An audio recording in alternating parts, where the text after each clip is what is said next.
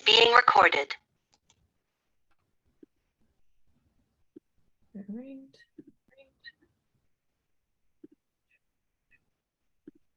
All right, so this is using video self-evaluation to enhance performance in competitive dancers replication study by Rebecca Bound, Brianna Ebbs, Crystal Jaffard, and Destiny Hunter Wells. Okay, so our literature review. So I found articles that use self-evaluation like our original article did. And self-evaluation is a great tool for individuals to reflect and assess one's skills and see where their strengths and weaknesses lie. And our first article that I found was by Bach, and basically in his study, they used self-evaluation and a self-concept within individuals who had internet gaming disorder. And in this study, the participants, they had the opportunity to reflect on their self and how they functionally coordinate with their self-concept.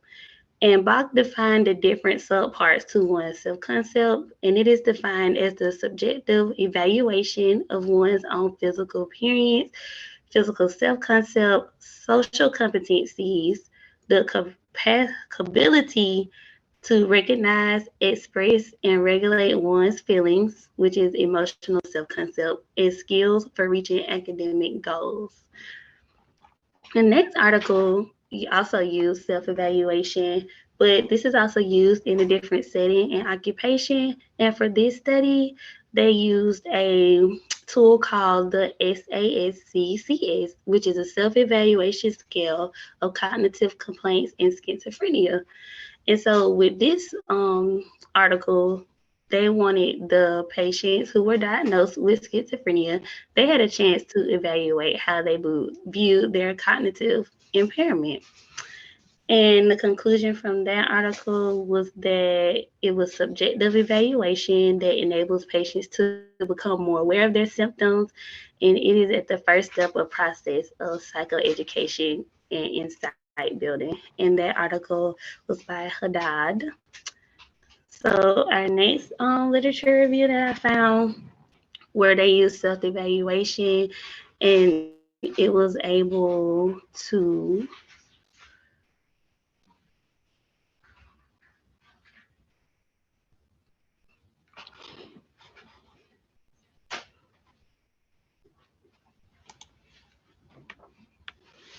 give me 1 second.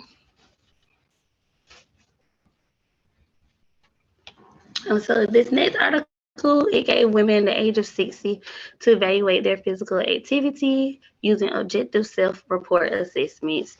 And so with the self-report assessments, this is the information where they assessed how much they were active. And also too, this gave disadvantages and advantages of self-reporting, because with self-reporting, you have to rely on how the person views their self. So they also generally were well accepted, though. They produce low client burden and do not interfere with usual routines. However, either over or estimation may occur due to inaccurate recall, perceived social desirability, and misinterpretation. The next literature review that I found for self-evaluation was in a classroom setting, and this was used with a public speaking class where kids had experienced anxiety. And the authors, they split up within 2 groups. One was a self-assessment initiated group, one was a peer assessment initiated group. And what the authors did with this study is that all the kids had to do a public speaking, do 3 of them. And then after that, they assessed that the findings suggest that self-assessment should be arranged first for learners with a higher level of anxiety, while peer assessment should be conducted first for learners with a lower level of English language proficiency. And lastly, the last article I found was a self-evaluation, has many benefits in different cultures and settings. And the authors in this study, they use high school students in China, where they did a self-evaluation of their personality, basically. And The conclusion of this article, it basically said the study discusses how different factors such as conflicting self-identity and role confusion can affect their self-evaluation. The authors found that core self-evaluation has an influence over individuals but can also benefit them and improve mental health. So all the articles, they basically just touch base on how they use self-evaluation in different settings and how it can help you improve your performance, which is what we basically did by replicating this study.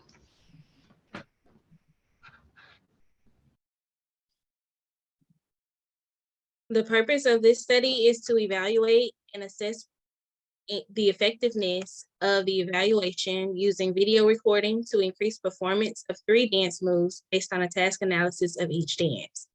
Researchers were aiming to identify if self-evaluation using video recording would enhance the percentage of correct steps for each dance movement based on the task analysis. This study aims to identify if video evaluation is an effective and efficient method to increase performance of dance movements in participants. Researchers are hypothesizing if video feedback will efficiently improve dance performance. So the participants for this study, in the replication study, are 4 female women: Rebecca Bound, age 25, Brianna Ebbs, age 26, Crystal Jaffard, age 26, and Destiny Hunter Wells, age 26. All participants are master level students. We all met 3 times a week, and we did not share this replication study with anybody else. Oops. The materials used in this study include a task analysis for the different dance moves, a video recording device that we can pause and rewind, video recordings of ourselves doing the dance moves, and scoring sheets and an integrity checklist.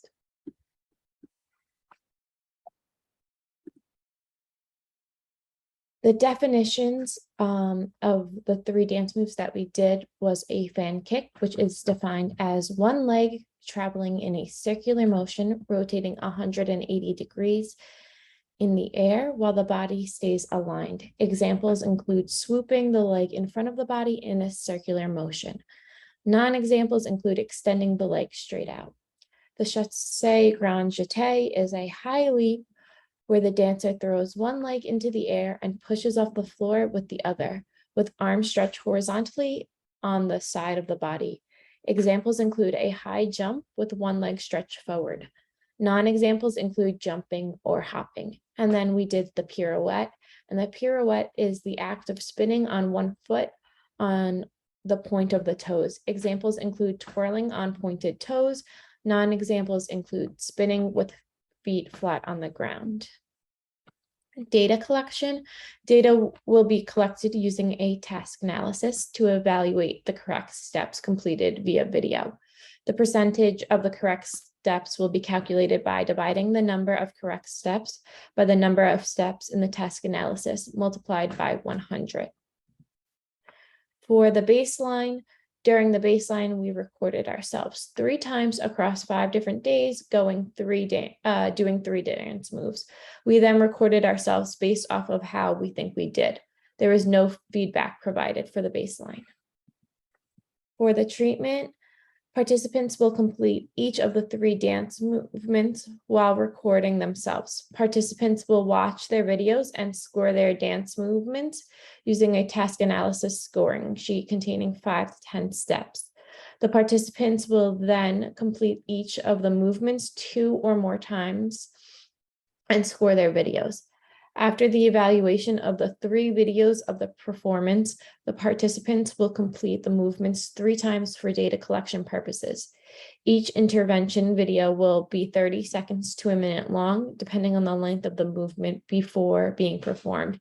Each session ranged from 30 minutes to an hour, depending on how the participants took to score their videos. The IOA will be calculated by dividing the number of agreements by the number of steps in the task analysis and multiplying by 100. An agreement will be made when the IOA reaches 90%. For the treatment integrity, there are different methods that can be used to learn a dance move. In order to master the moves and address treatment fidelity, we will complete a task analysis to learn the intervention. In order to monitor our progress, we will be tracking our data by video recording. We will continue to collect data until we reach 90%. For the results found in our study determined that the use of video self-evaluation increased the performance of competitive dance movements. These results resemble the results produced in the original study, which shows the procedure used to measure the effectiveness of self-evaluation was efficient, accessible, and socially valid. Although the original study is shown to be accessible, it was tailored for professional and competitive dancers, which can be more challenging to replicate the study. However, dance movements were modified to fit the performance requirements as suggested by Giambrone and Miltenberger. By conducting video self-evaluation, all participants in our study showed improvements in the dance movements being performed just as the dancers in the original study did. So for Crystal's percent of correct steps during baseline and self-evaluation, each behavior or each dance move showed moderate to high stable levels of change with the implementation of self-evaluation and moderate stable levels in baseline until the intervention was introduced. Increasing trend levels were also displayed across all dance steps during intervention as well. Destiny's data showed high stable levels of change with the implementation of self-evaluation and moderate stable levels in baseline until the intervention was introduced. Increasing trend levels were also displayed across the fan kick dance move, and no trend level was displayed across the grand jet and pie root dance moves during intervention. For Rebecca's data, each dance move displayed moderate to high stable levels of change with the implementation of self-evaluation and low levels in baseline until the intervention was introduced. Increasing trend levels were also displayed across all dance moves during the intervention. Brianna's data displayed that the grand jet and pie root displayed moderate to high stable levels of change with the implementation of self-evaluation and low stable levels in baseline until the intervention was introduced. There was no trend levels observed during across all the dance moves during intervention. The limitations that we experienced during our replication were minimal. The materials needed in the study included a task analysis for each dance movement, a scoring sheet for the dance instructor and participants to collect data, and a video recording device used with standard playback feature. These materials were easily accessible, and all participants in our study owned an iOS device used to record sessions. We developed a task analysis for each dance movement, and we created a scoring sheet. And then for our contribution log, I did the methods portion and created the PowerPoint presentation. Brianna did the review of the literature. Crystal did the results, the conclusion, and the limitation, and Destiny did the purpose. And then these are our references.